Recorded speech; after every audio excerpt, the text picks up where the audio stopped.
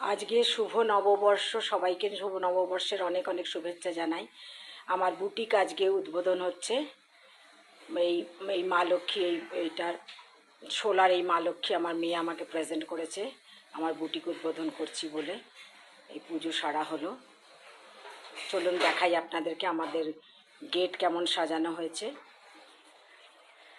এই যে গেট সাজানো হয়েছে কলা গাছ দিয়ে, ফুলের মালা দিয়ে গেটটা সাজানো হয়েছে। সন্ধেবেলা মানে বিকালবেলা সবাই আসা শুরু করবে।